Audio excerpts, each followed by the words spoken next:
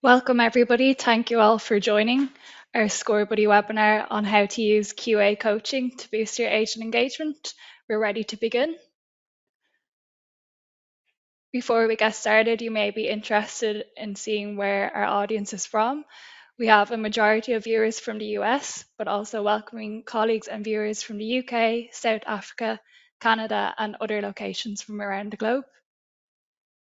Industries we see are technology, outsourcer, financial services, healthcare, retail, and many other industries attending our webinar today. On our panel, we have Helen Ryan from Car Trawler, a quality coach, Monique Wintelkamp, an expert in coaching, Harry, who's our product owner at Scorebuddy, and David Bosang, our VP of Sales. So I'll pass you on to David.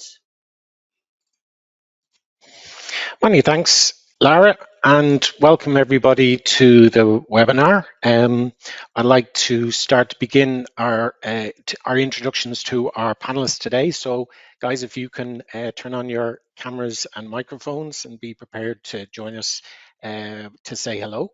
So, first up with the introductions is Monique. If you'd like to introduce yourself, Monique.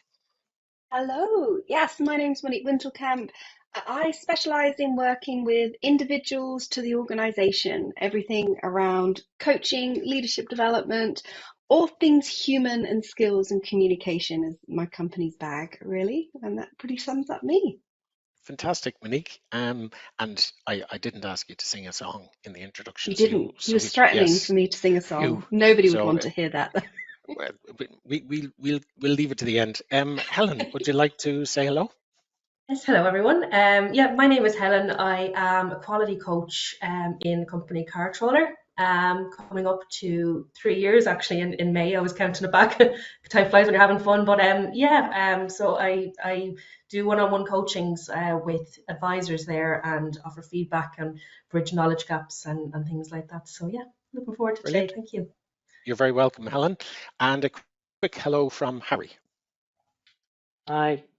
Is that it? No. My quick hello. Hi, everyone. It's lovely to be here. My name is Harry McIntyre. I'm the product owner here at Scorebuddy. So I work with the product team to help deliver the solutions as part of the platform. In another life, though, I was a quality evaluator and performance improvement coach. So it's going to be fascinating hearing all of the interesting stuff that Monique and Helen have to tell us today. Excellent, and you couldn't resist that gag, Harry, could you?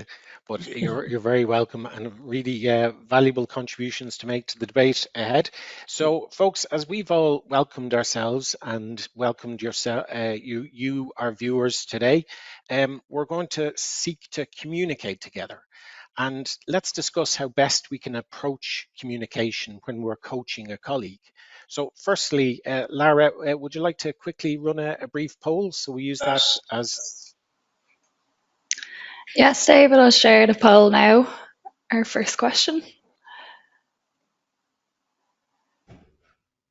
So our first poll will be, how often are you running coaching sessions?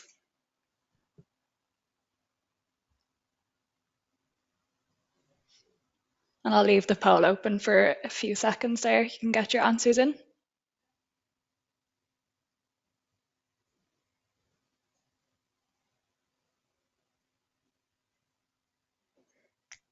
Okay, we're going to share the results of this poll at the end of our first topic. Brilliant. Thanks a million, Lara. Right, folks, in terms of the first question, Monique, what would you say the best tips are to support a great approach to communication? So communication is always an interesting one because the majority of relationship problems, company problems, you name it, tends to come down to communication in some way, shape, or form. And coaching is no different. And one of my favorite quotes from Stephen Covey is seek first to understand, then be understood. I think if we all lived by that, it would be a lot easier, but especially when you're having coaching conversations. Put your thoughts, feelings, views aside just to be present and listen and try and understand where your coachee is coming from before you try and get your points across, especially if it is behavior or data driven you're going to be having conversations of. You're quite geared up to give them that feedback, but just hang fire for a bit and understand where they're coming from first. There is the temptation in coaching sessions to try and run them. I'm going to run a coaching session, but actually your recommendation is prepare to just listen, to approach the coaching session from a listening standpoint, because ultimately it's the answers to the questions that you are asking which give insight into the challenges and also to the engagement challenges that you're trying to overcome. So I think that's a great opening tip. And folks, we'll be putting so many tips throughout this webinar, particularly towards the end, to help you guys support the engagement of your agents through great coaching, great conversations. Let's look into the mechanics a little bit. Helen, you run coaching sessions with your team members. Do you use a specific template or a framework? Do, yes, yeah. So, well, we hold 30-minute weekly sessions with our advisors. So we'd have partnered advisors, in the company, say. So yeah, a lot of these sessions, they're going to be remote sessions because we work on this hybrid, working with CardTrawler, we work from a hybrid platform. So yeah, we do the grow one. I think really mirrors what we want to see, because we really want our advisors to take ownership, I suppose, of their performance. So very to kind of go back to what Monique was saying there, the listening standpoint, but we do obviously want to offer that guidance there as well. But yeah, the grow standpoint, or the grow framework is what we would work from. So even, for example, we'd have setting our goals. So that could be an advisor wants to improve their performance in the friendliness section that we may have in the scorecard. The reality is that they may be underperforming in the empathy question, maybe that falls under the friendliness section in the scorecard. So yeah, then we have what the options are, and that's where our coaching comes into it. To kind of give the advisor that understanding of why empathy is so important in our contacts. And then, what kind of actions they're willing to take, I suppose, is obviously the final one. That's where we really stand in, is because we can offer the coaching sessions. We can be the liaison between setting up maybe shadowing with one of their other colleagues to kind of show how they handle certain topics, or how they kind of get their empathy through calls or chats or emails, whatever it may be. So yeah, definitely the grow one for us, David. That's how we follow it. So two quick things. One, for the viewers today, there's a box with a question mark in it if you want to submit questions as we're going through. Lara and ourselves will manage those questions. And I did hear that the Grow coaching model actually came initially from a tennis club, where somebody in a tennis club identified as they were coaching players mechanics for assessing the goal, the reality of where they were, their options or the obstacles and the way forward. So it's interesting that it came from that. But a little follow-up question before I bring in Harry for both yourself and Monique. Is everybody coachable? Yes, with a caveat. From me, yes, with a caveat. My caveat is willing. Has to be willing. Hence why building relationships is really important, because if you can, they're saying what you can lead a horse to water, but you can't get to them to drink. Same with coaching. You can have a book in a coaching conversation with someone, but unless they're willing to look at themselves, be vulnerable, and wanting to learn, it ain't gonna happen. And what do you reckon, Helen? 100% agree with that. Some people, everyone's different, so they're going to respond differently to how you coach, and you just have to, as a coach, adapt that, and adapt what way you approach the coaching session. And I think from the perspective of, if we're seeking to support the engagement of our colleagues, and let's say we've a colleague who's their engagement levels are reducing, it's a key opening question. Are you willing to engage in this process? Are you willing to change, to go on this journey? Because if not, it's just going to be an uphill discussion. So those are great questions at the start.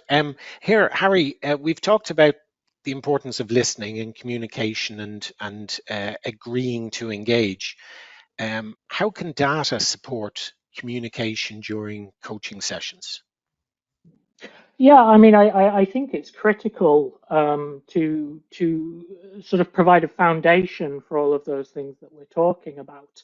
And it's sort of important before, during, and after the session.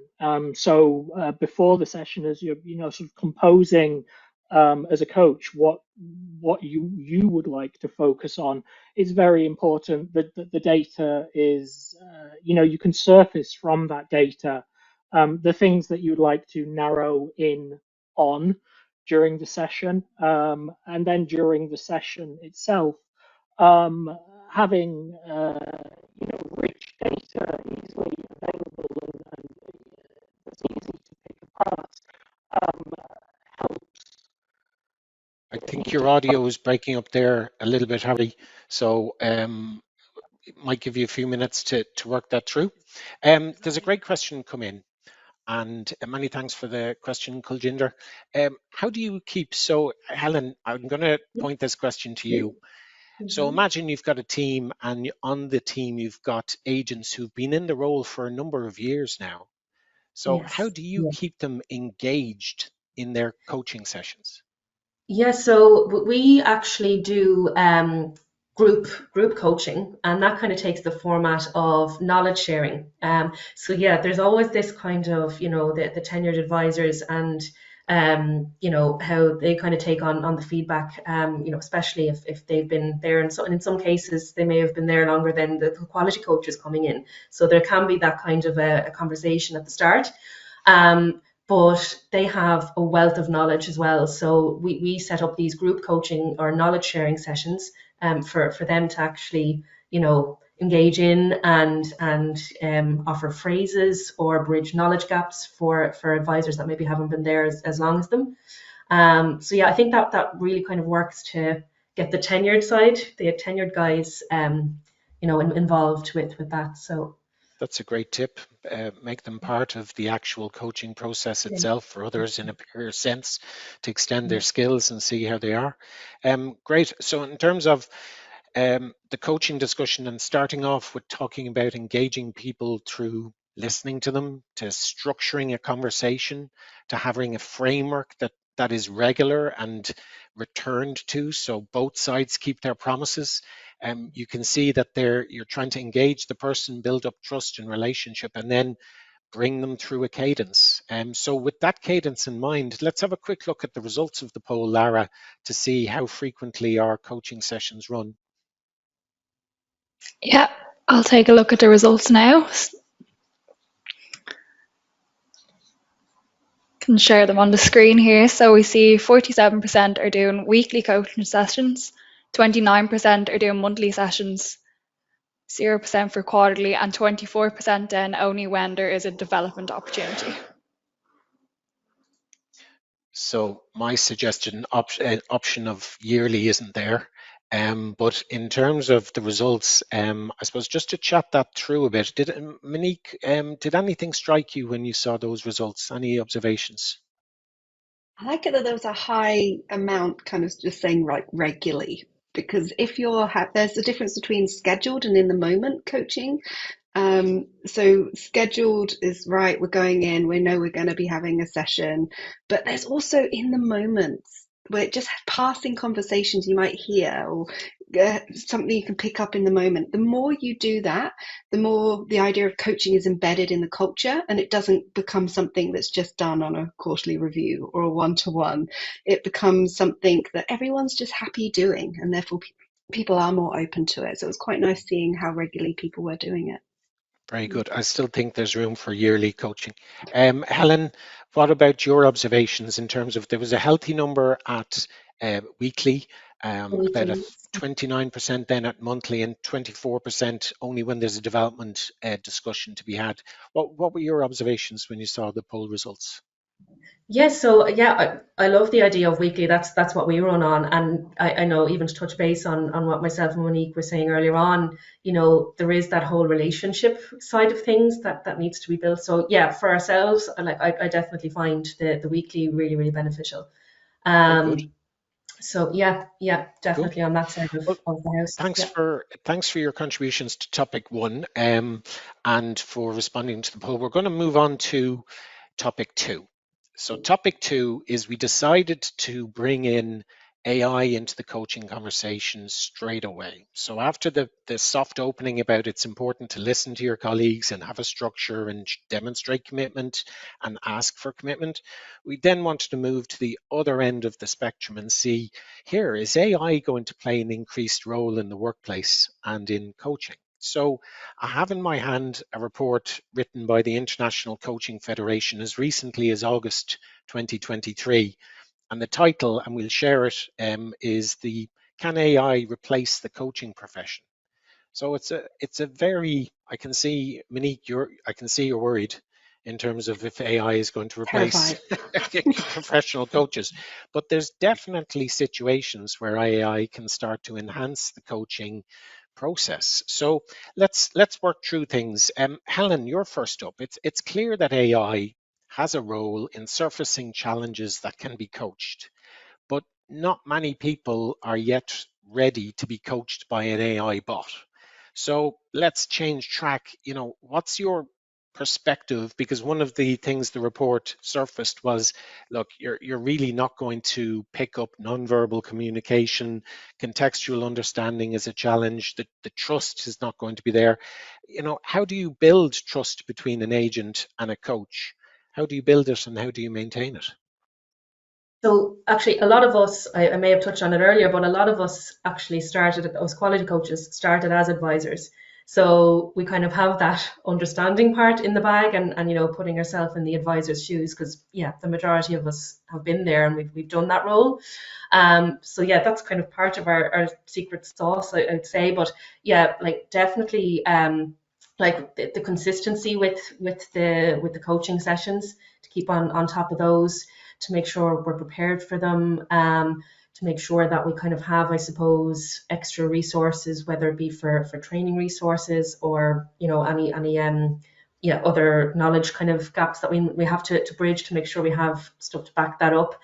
I think it all kind of falls under like reliability. So if we're having a conversation with an advisor and we've promised to follow up on something with them, that we actually do that and make sure they get a response by a certain time as well. So yeah, definitely the reliability side of things to help maintain that Mm. trust with the advisors. But And, yeah, and there's an interesting question coming in from Bolo. Thanks for this question.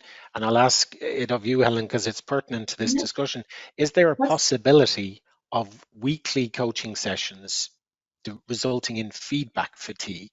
In other words, if you're meeting so often and everything yeah, is everything's always being discussed, how do you yeah, address the challenge exactly. of feedback fatigue?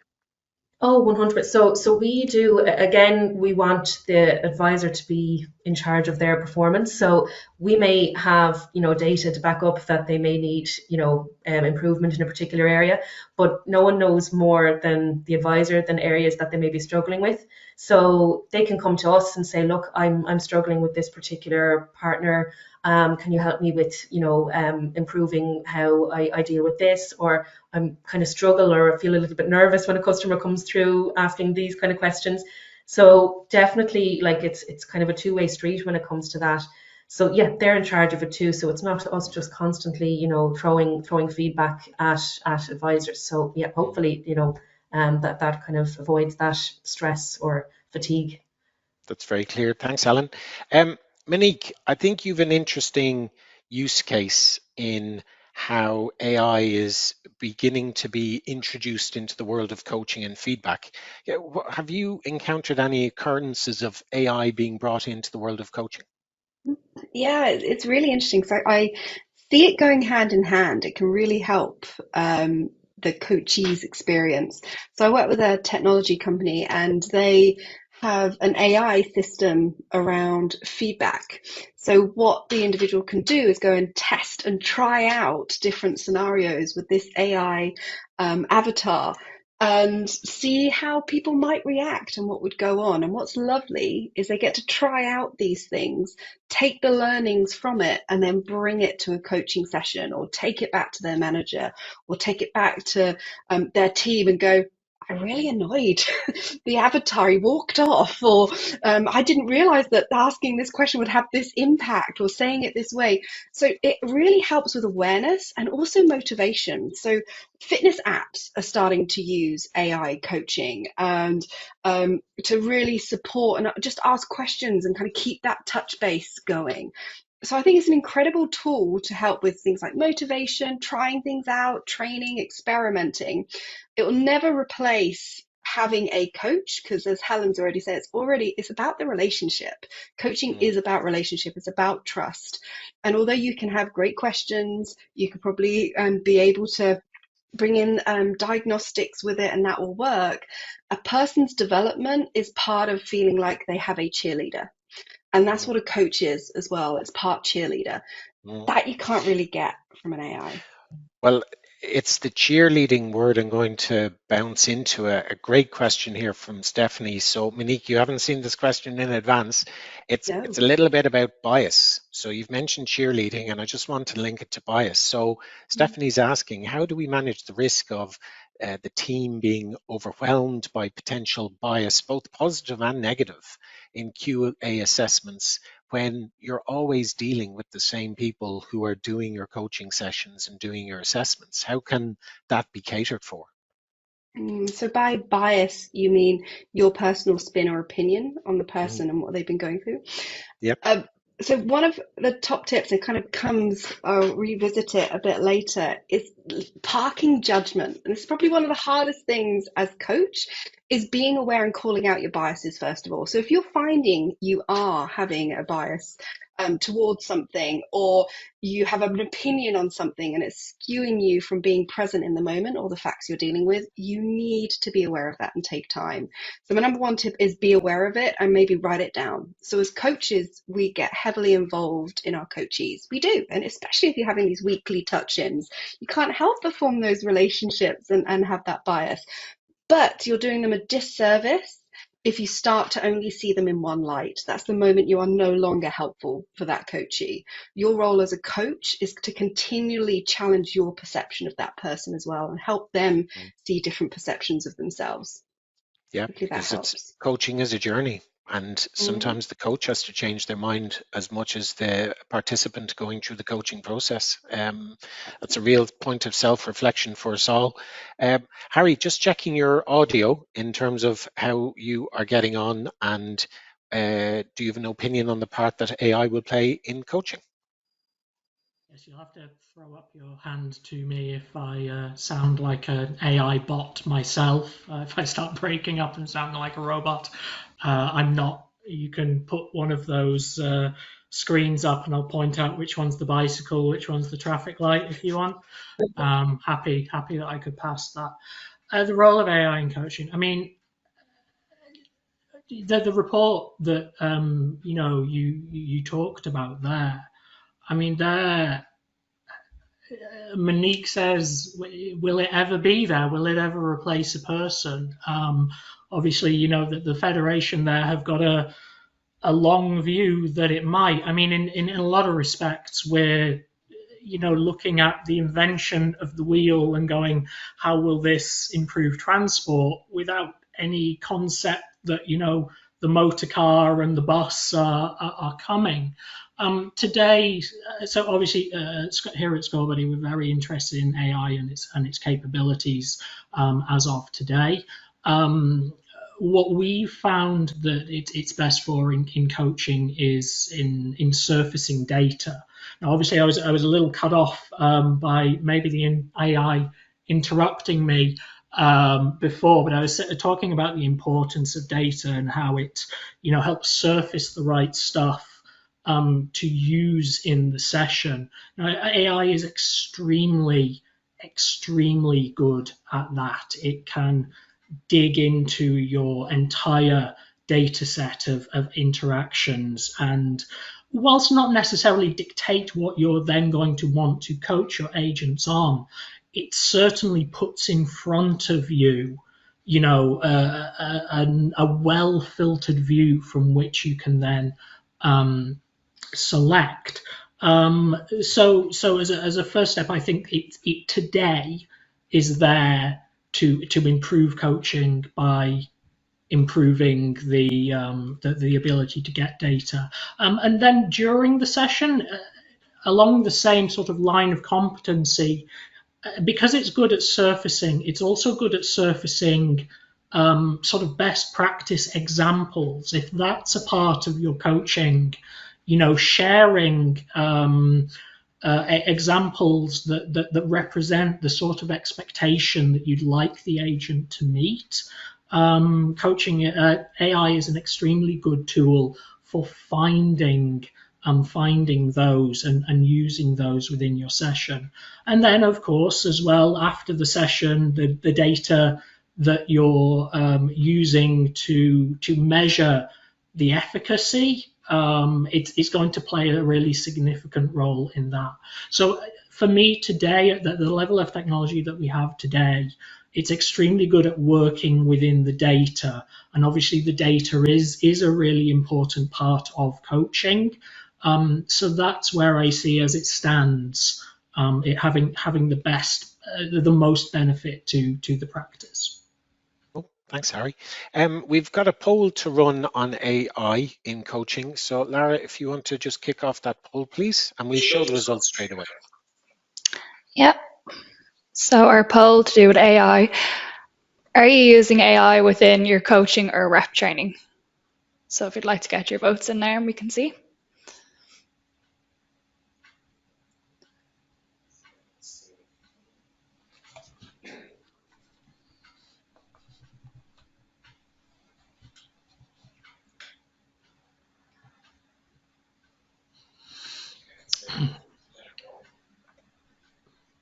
Okay, so we can see that 13% of attendees are using AI in their coaching. 81% voted for no, and 6% said, I'd like to, but the systems aren't capable. Thanks, Lara. It's amazing how far we've come in a year. I think a year ago was when ChatGPT came into, public newspapers, as opposed to being in the tech press. And to see that about 1 in 7 of the participants are using AI in coaching already, that's fantastic. It's going to be really interesting to see what the International Coaching Federation think of that statistic, but actually from the perspective of removing bias, although AI itself can be biased, so we have to be aware of that and be stringent in how that's being reviewed. It's going to be interesting to see how it impacts on the results of the agent, because that's what is important, that it's coaching to drive and support improvement, result improvement and personal progress. So it's going to be really interesting. So just in terms of moving on to the next topic, which is coaching in the hybrid world, which is very much reflective of the environment that we are all working on. So we've so far talked about the importance of listening, the importance of having a coaching framework, which is regular, that both parties buy into. There's been some great questions to discuss the various addressing feedback fatigue and also the impact of bias upon that. But let's introduce the third topic, which is how do we approach coaching in a hybrid working environment? So in blunt terms, how do we engage agents when they're not present physically beside you? So first of all, Lara, could you run a poll on this topic, please? Of course.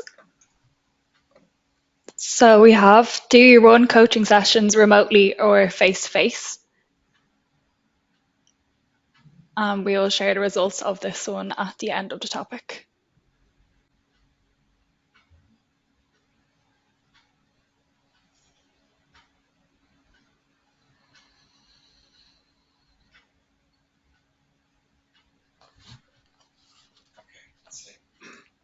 Thank you.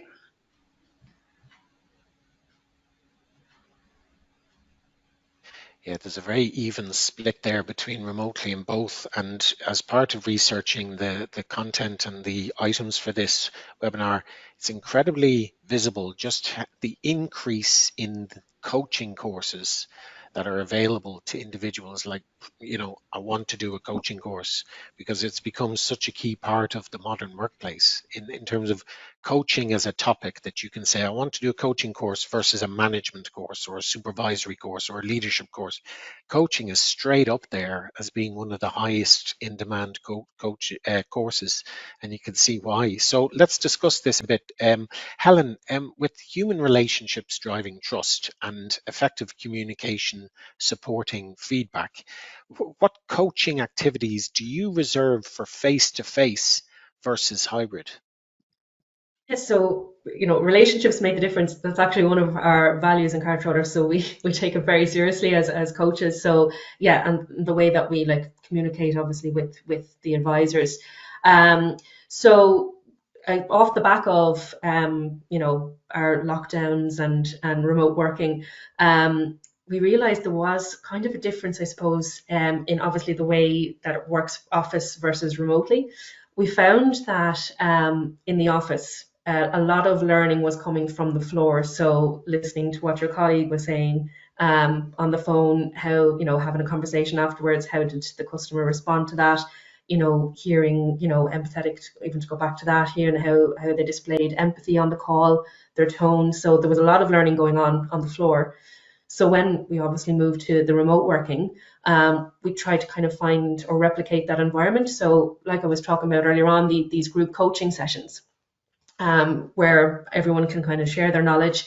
We'd facilitate the sessions. So we'd pick particular topics. So whether it was NPS, sales, objection handling techniques, and yeah, everyone would kind of come and be really engaged with them. We were really happy with the engagement levels during them.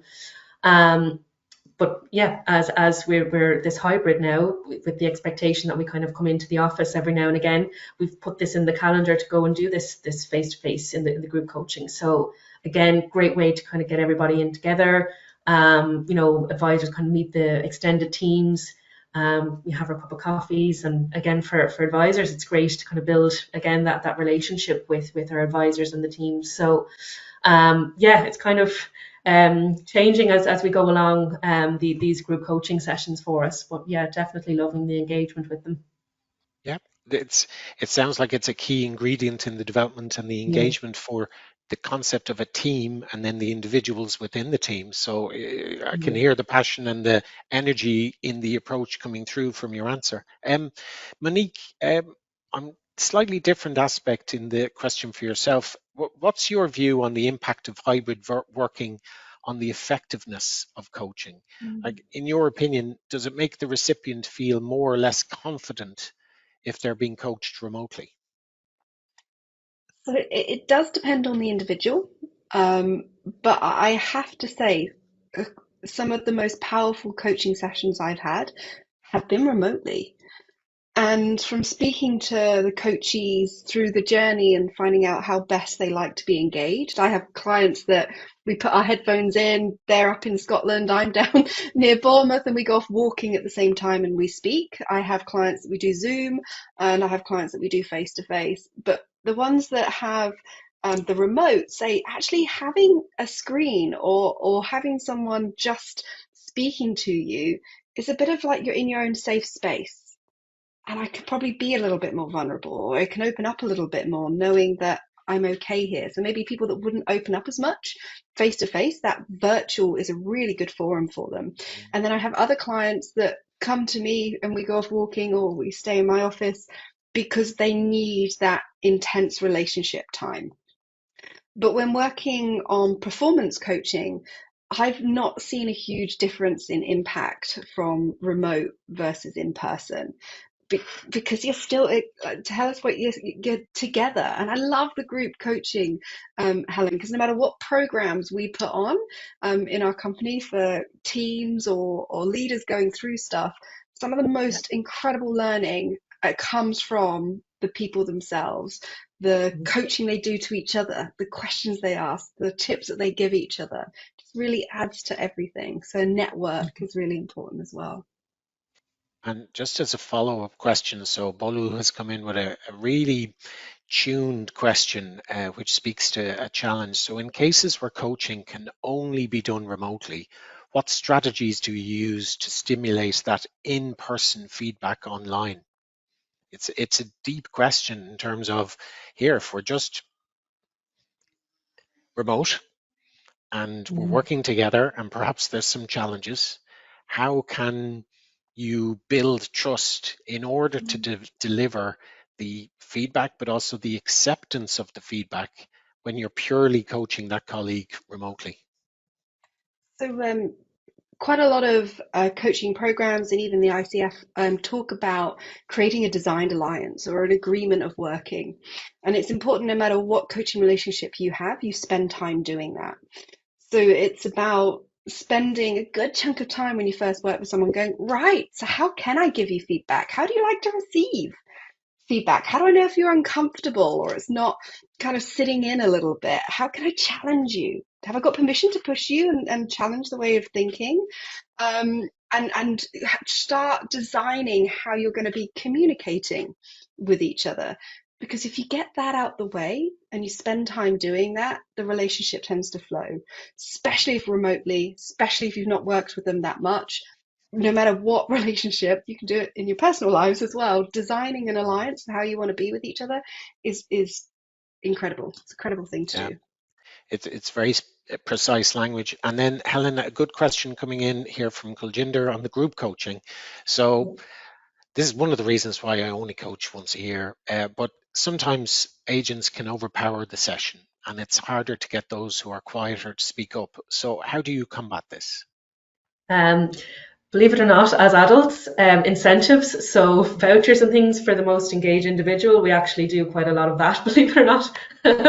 So just eat vouchers, things like that. So we've actually, believe it or not, it is things like that. Who's the most engaged will get a voucher. But yeah, again, like it is down to it, like we facilitate those sessions. So we need to kind of make sure that we're keeping on track, keeping on target. We don't go off on a tangent.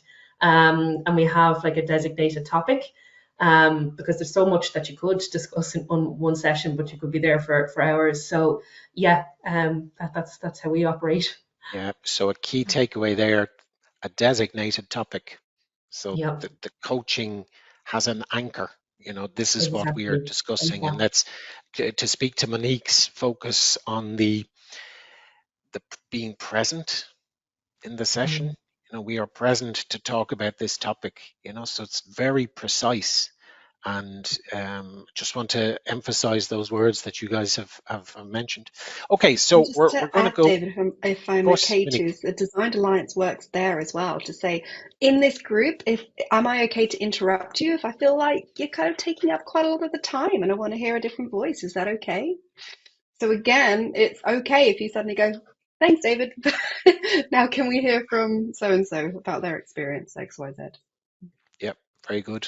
Thank you. Right, so let's, as we begin the wrap up, so just to let the audience know how we're going to structure the wrap up, there's a couple of rapid fire tips from Helen and Monique. Then Harry is going to show you just in about 3 minutes coaching within Scorebuddy, and then we'll do a final 5 top tips from Monique as a close off. So let's kick off in terms of Helen. So Helen, what's your coaching tips about running coaching sessions remotely? Definitely the preparation side of things. So to make sure that you're up to date on that advisor's performance, areas for improvement, what they're working really well with. I think that speaks a lot as well to the relationship building, because there's nothing better than going in and your coach knowing what needs to be done, or where you're at in your journey. So yeah, definitely preparation, and relationships, I think would be my one for working remotely. Very good. Yeah, so prepare ahead, very much so that I think there is a lot of questions coming in about group sessions going out of control due to how the group themselves try to take control, or perhaps some individuals. So even there's some follow-up questions about what if the one person seeks to win all the vouchers. It's about the topic, the control, and also the facilitator bringing a sense of anchoring of this is what we're here to talk about. This is the context, and bringing people in, so you're not passive in that regard. Monique, what's your coaching tip for communication? Powerful questions. It's all around curiosity and empathy for me. And part of being curious is wanting to ask great questions. And powerful questions are defined as short, to the point, but inspires new thinking, such as what is important to you? It's not an automatic response. It's something people have to think about. So what caused you to react that way? How could that have been different? These questions force people to think differently and generate new thinking. Well, I can obviously we've got a multicultural audience here. In Ireland, a very powerful coaching question is keep talking, because the first thing people say is I'm grand. The second thing is no, I'm grand. And it's just keep the colleague talking, because the What more they else? talk, what else exactly? It's otherwise coaching sessions would be very short in Ireland. I'm grand. Okay. The AI bot says you're not, but we'll come back to it. Right, so waging, Harry is going to show you how to track coaching sessions in a system. So Harry, you've got 3 minutes, and just for the colleagues on the call, just bear with us. We've got Monique's 5 top tips for coaching at the very end. So Harry, would you like to show us how to track coaching in a system like Scorebuddy? Yeah, of course, I'd love to.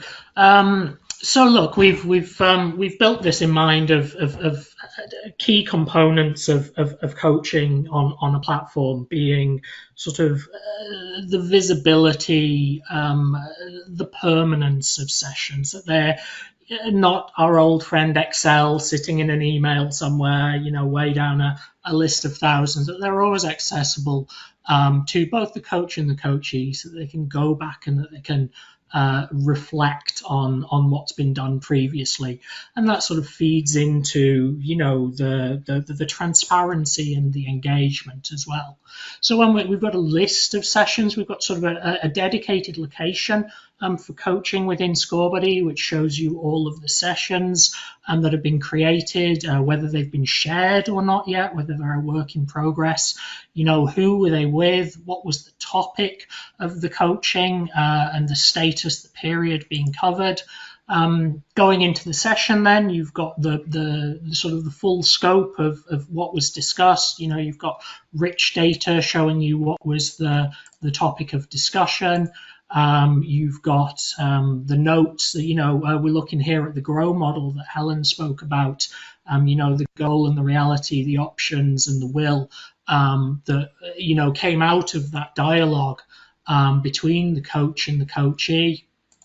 We can keep track of particular tasks that were assigned. So here in this session, some of the, the commitments made between the coach and the coachee have been transformed into actionable tasks on the system. And then we have a record of each of those individual tasks, those components of the coaching session and of the outcome are there, and they can be individually tracked.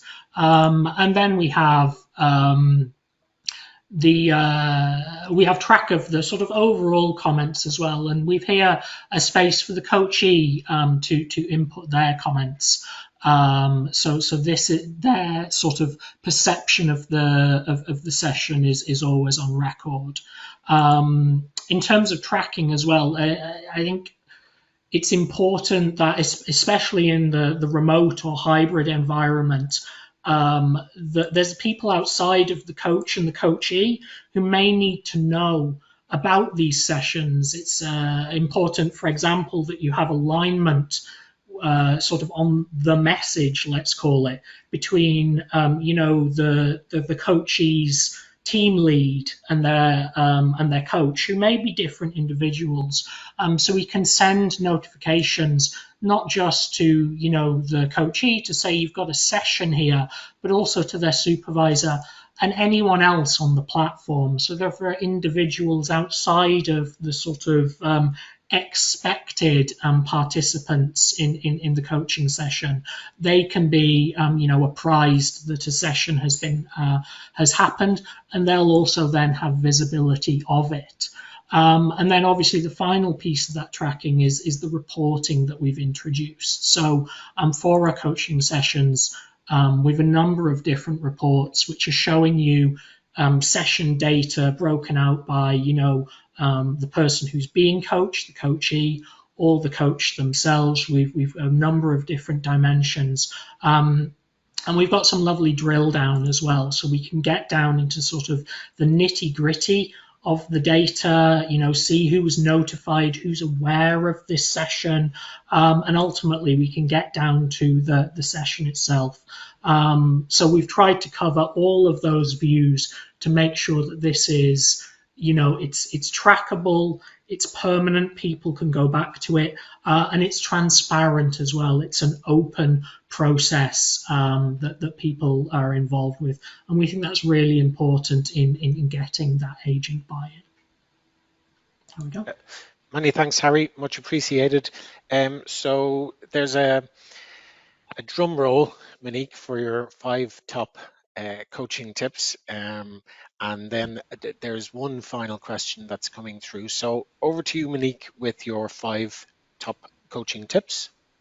Yes, number 1 would be listen non-judgmentally. We all have an inbuilt judge. It judges us, it judges others. So being aware of that and kind of just parking at the door is really important. That goes to the bias question that we spoke about earlier as well. Second, be present with them. Limit distractions. That means your own talk track, questions, things you need to get across to them. Also means, dare I say, Slack, emails, phones, you name it. Be present and with them. Number 3, find the right balance between challenge and support. Too much challenge, you get that feedback fatigue, you get people with burnout not wanting to listen. Too much support, you get people in their comfort zone, kind of not wanting to try anything new and challenge. So it is that balance between challenge and support. Number 4, be curious. Those powerful questions. Someone once told me great coaching is like getting lost in an internet tunnel, like rabbit hole, where you just click on hyperlinks. That's exactly what being curious in a conversation is. Click on things that interest you. And the last one is building a genuine connection and trust.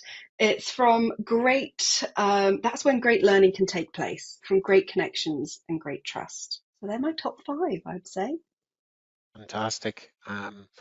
This makes the question even more relevant in terms of who should coach the agent. Should it be somebody like their manager or somebody removed from that position? Should it be somebody else? Helen, what's your view on that?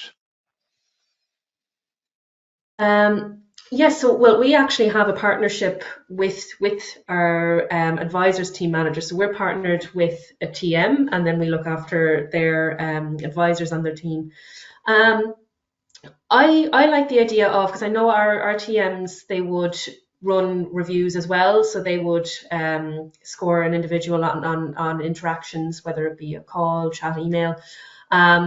But I think it's nice to kind of have that separate and have ourselves do the coaching. I think the setup that we have works really, really well. And yeah, advisors are really receptive to it. I think that definitely works for us, having the quality coaches kind of deliver that message and support TMs obviously and feedback into TMs. And thanks for the answer. And for the questioner, you can certainly bet that the manager is coaching their team members, because in 2023 it's a increasing component of what a manager should be doing. It's a tough working environment. There's a lot of complexity, there's a lot of uncertainty, there's a lot of change, and coaching is genuinely a skill that can improve people, but can also support their motivations and their engagement, their productivity, their performance. It's a fantastic skill, and Monique, you won't be replaced by an AI bot. Don't worry about that. They're never going to be able to do it. Exactly. Well, you could go on holiday, You know what? or you could develop the bot. I was going to say. Exactly. So I'll leave it over to Lara to close the session, but many thanks from myself, Monique, Helen, Harry. Thank you.